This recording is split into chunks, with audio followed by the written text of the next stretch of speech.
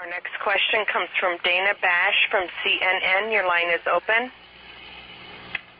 Hi, Steve and Rick. Thanks for doing this. Rick, my question is for you, and it's regarding the New York Times story today, talking about the work that you did for Fannie Mae, and sort of the question that I guess the question is, given the fact that you guys are putting out this association ad today,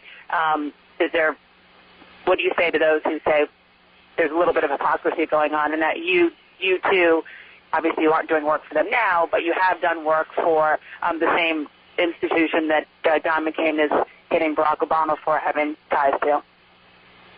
Well, first of all, I appreciate all the exposure that I get in the New York Times. I feel like they must have some kind of a Davis envy going on since I get so much attention from them.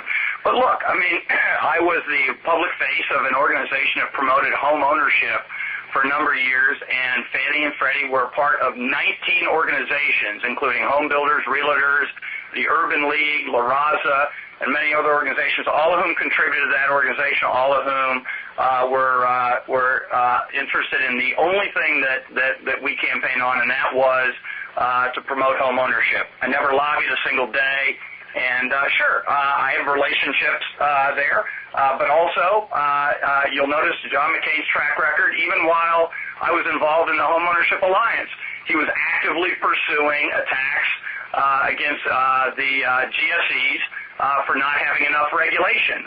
So I'm not exactly sure what the tie-in is. You look at the track record that Barack Obama has as it relates to having friends at the highest levels who made tens, if not hundreds of millions of dollars from the GSEs, including people inside his own campaign. And look, I think that's fair game. I mean, I've certainly been the subject of many of the Barack Obama commercials this year, and you never heard a complaint out of me.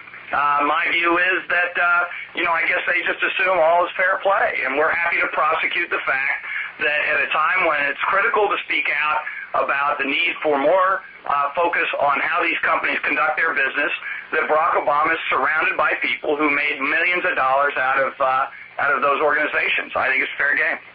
Let me also add on the specific question of the New York Times, speak directly to this point. Let me first say we are First Amendment absolutists on this campaign, and that the press and anybody who wishes to cover this race from a blogosphere perspective or from a media perspective, of course, is constitutionally protected with regard to writing whatever they want to write.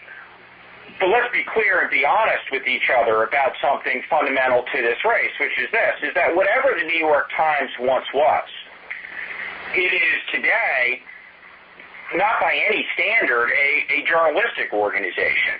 It is a pro-Obama advocacy organization that every day attacks the McCain campaign, attacks Senator McCain, attacks Governor Palin, and excuses Senator Obama. There's no level of public vetting with regard to Senator Obama's record, his background, his past statements.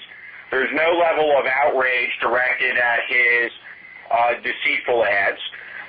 This is an organization that is completely, totally, 150% in the tank for the Democratic candidate, which is their prerogative to be.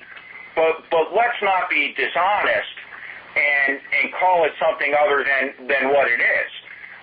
Everything that is read in the New York Times that attacks this campaign should be evaluated by the American people from that perspective, that it is an organization that has made a decision to cast aside its journalistic integrity and tradition to advocate for the defeat of one candidate, in this case, John McCain, and advocate for the election of the other candidate, Barack Obama.